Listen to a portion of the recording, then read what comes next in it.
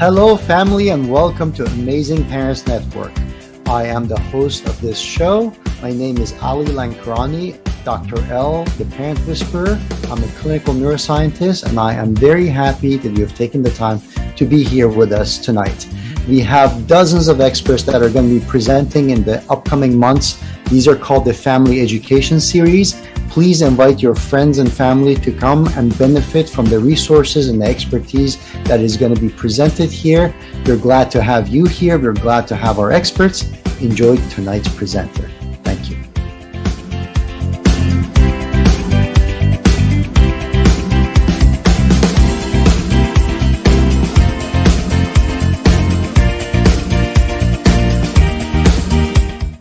Aloha again, beloved friends and family. If we haven't met before, my name's Timothy, and I so love welcoming you with aloha as it contains bountiful blessings of truth, humbleness, and divine love, light, and breath. Welcome to the 8th episode of Raising Brilliant, Healthy, and Happy Children from Womb to Independence, where we're unlocking potential, nurturing bodies, minds, hearts, and souls, and shaping futures.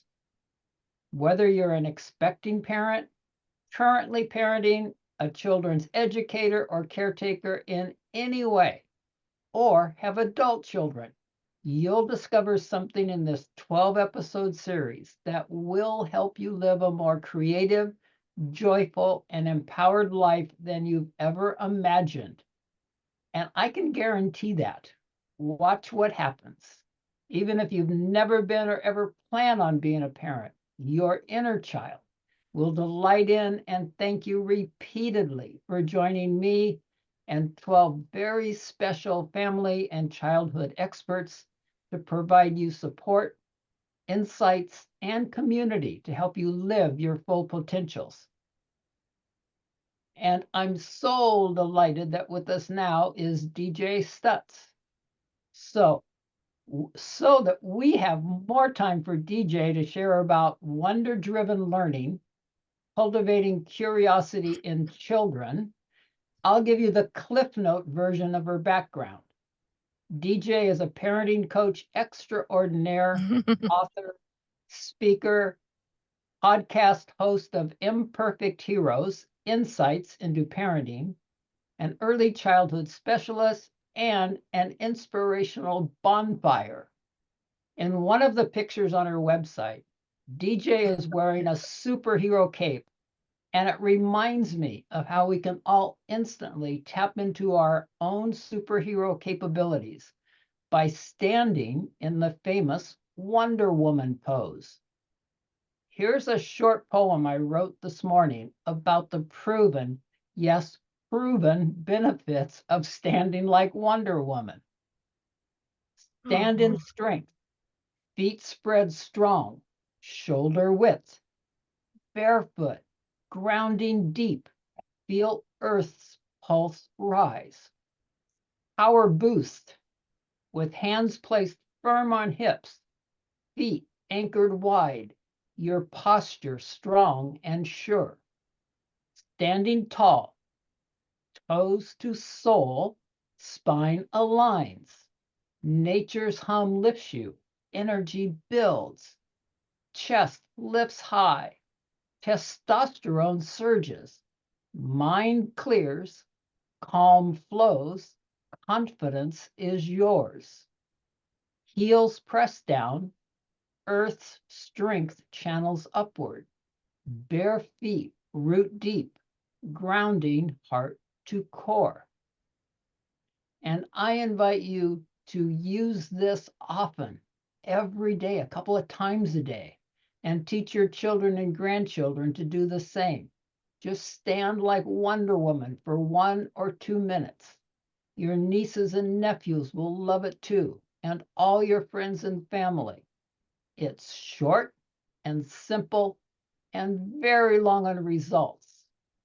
Now, with all my heart, let's welcome DJ. And DJ, where would you like to start driving us through the beautiful landscape of wonder driven learning cultivating curiosity in children. Oh,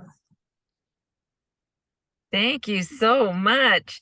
First off, I have to apologize for my surroundings. I'm actually in the parking lot of my doctor. I hurt my knee and I'm in between appointments. So that's my first apology. But let's get started on curiosity. Curiosity is what really helps our entire world progress. None of the things that we have that have enriched our lives have come without curiosity. And so we want to really encourage that in our kids. And they're going to, through that, find answers to some of the big problems that our world is facing today. And so we need curious people, and that starts with curious children. And it's more than just being curious about, what kind of bug is that, or how does this toy work? But it's also being curious about themselves, who they are, how they are working. How does my body work? How does my brain work? And then also being curious about relationships too. And what makes a good relationship, or why are those two friends? What made them become friends? And so as they start getting curious about all of the aspects in their lives in this world, they're really going to progress as humans and then help humans progress as a species. What are some of the ways we can? Yeah, I watch my kittens. I call them kittens. Well, I have one kitten that's like 6 months old, but then I have other kittens that are 5 years old and 10 years old, and they're still acting like kittens, and they're still.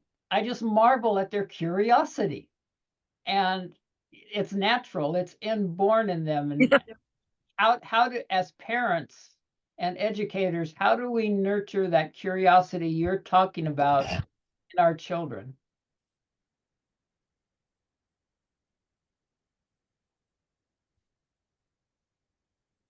It's funny, we joke around as adults about how kids are always asking the why, but why, right? Well, we have to do this, but why? And so we often, because we're busy or we've got some other things going on, we'll slough that off and not really have that conversation with our kids on, why are kittens furry? They ask the most incredible questions, but as we take the time to sit down and talk with them, it's really enriching their experience in asking questions so that they don't feel afraid to ask questions, that it's okay to wonder about things. In fact, it's exciting to wonder about things. Oh, this was many years ago. I was walking in a huge public park with one of my grandsons in Northern California. And we saw it look like pollen in the cracks of the asphalt on the path we were walking in. It looked like pollen, but it was jumping around like Mexican jumping beans, right? And we were trying to figure out, and we took some time and stopped and looked at them, and I took a video of them so we could go and try and figure out what was going on. And as we progressed, we'd find more pockets, I guess, of these jumping pollen. and he was talking about, what do you think they are and why are they jumping? And we were coming up with all kinds of answers, and some were very silly, some were kind of valid. And there was a gentleman that walked by at one point, and he said, "Oh, do you know what those are?" No. They're the eggs of a certain wasp. Mm. And it's the little baby wasp that's inside that was making them jump and move. And then he said, "I've never seen anyone stop and really investigate and look at what this is." And he was excited that we were doing that. Well, let's move on. Many years later, more than a decade, and that same grandson has just graduated from high school, salutatorian, a 4.3 GPA, and is going on. He wants to be an astrophysicist. And because he's always been free to ask questions, he has amazing parents that would take the time And even though they were busy, it's okay. He was more important, and his siblings, but that it's okay to ask questions, and let's investigate that. And he wanted to know how computers work. So he and his dad built a computer from scratch when he was about 13. And Wow. so taking the time to really dive into their questions and not just answer them, but show them, how do we research these things? How do we find out about these things? And then how do we move forward with what we've learned is so exciting to watch and to support our kids in those efforts. Did I know that experiences that, like reading, the things we read to our children, the music we play for our children while they're in the womb, can have a direct impact on their life afterwards. Did his mom and dad do anything when he was in the womb to foster this astrophysicist curiosity? Well, they were both in college at the time. And so he was going to class, I guess, with them, but or at least with his mom in the womb. Okay. But and she's a hydraulic, so an engineer. So she engineers waterways and how water connects with us as a community and how we make that all happen so that it's supporting the community and the nature that's around it. She's brilliant. But so I guess, yeah, he went to college with her while he was in the womb. Gonna say, he got a college education starting early, that he took it to the graduate level very quickly. Yes, for sure. Oh, I was thinking too, it's like when we're parents, I think sometimes or even as adults, we're afraid to think out loud. Mm, But as you're saying, the children asking questions and that, it's like, I was just thinking we could even stimulate some of the questioning by just asking our own questions out loud, so that the children mhm. can just hear that, hey, we're asking questions too. Right. Well, in fact, that's one of the things that I really support parents in with my coaching, is to have those thought processes verbal. And so whether it's I'm feeling really frustrated right now, or I'm a little bit scared right now about what's going to happen, or I'm trying to figure out this recipe and I have to double it. How am I going to do that? And as you process all of these things verbally, your kids are going to see, first off, grown-ups have questions too, that grown-ups have problems that they are trying to work through.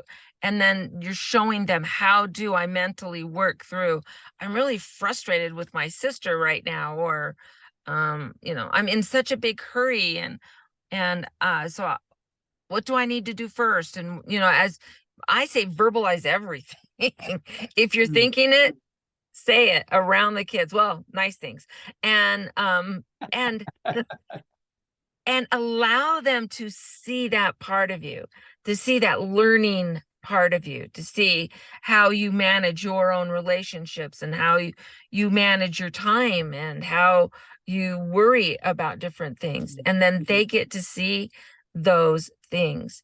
And so it's interesting to let them verbalize too, like, how am I feeling? Am I feeling sad?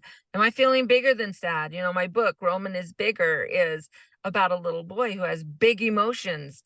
And so he's bigger than sad, and he's bigger than happy, and bigger than scared, and looking for those vocabulary words that best express what he's truly feeling.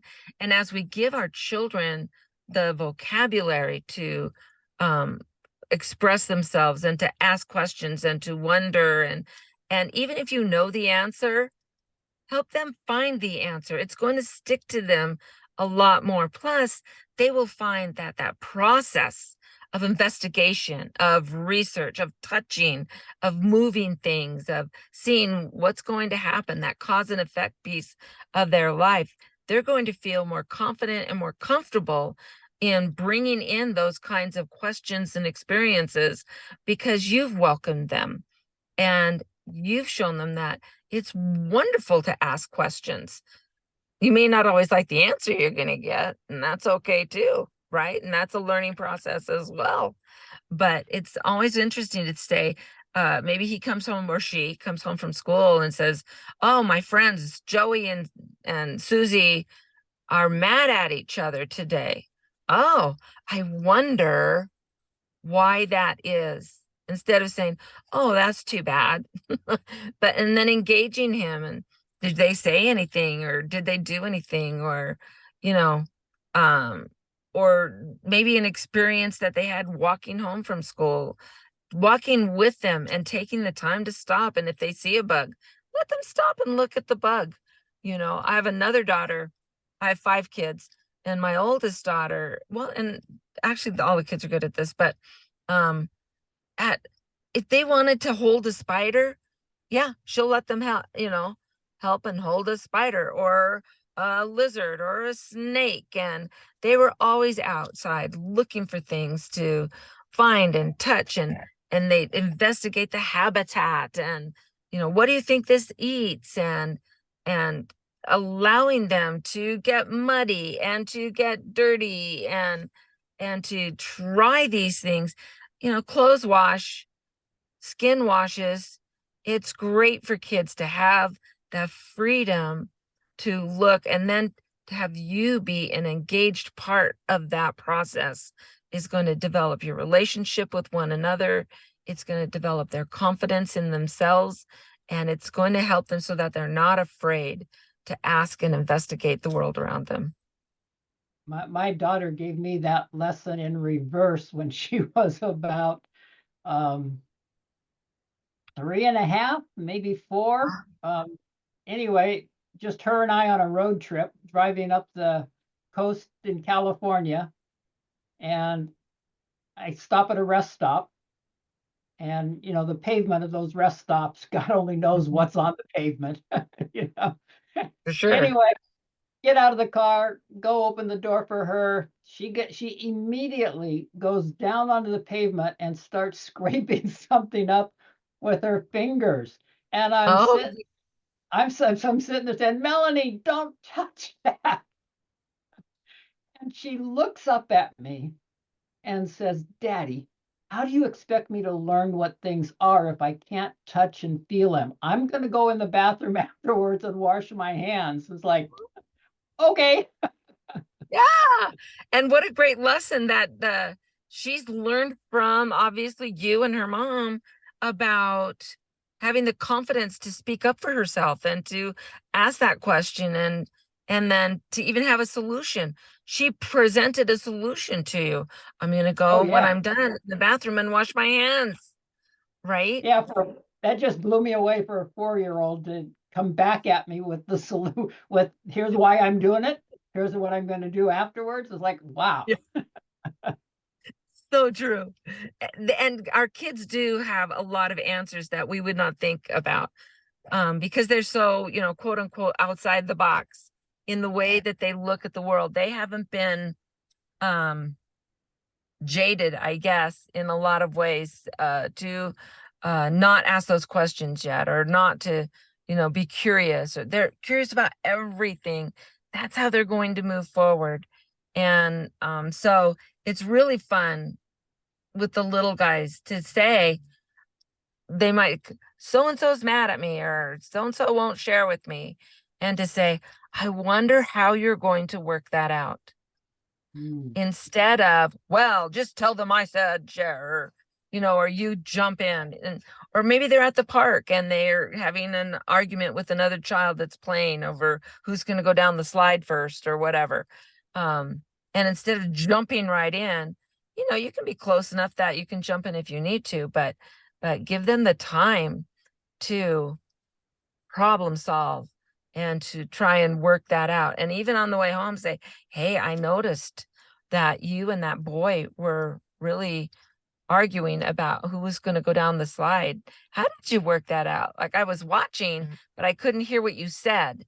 And so, what were you saying? And now you're showing curiosity about their life.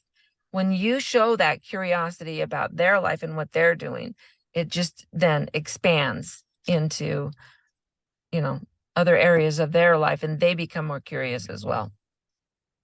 Mm.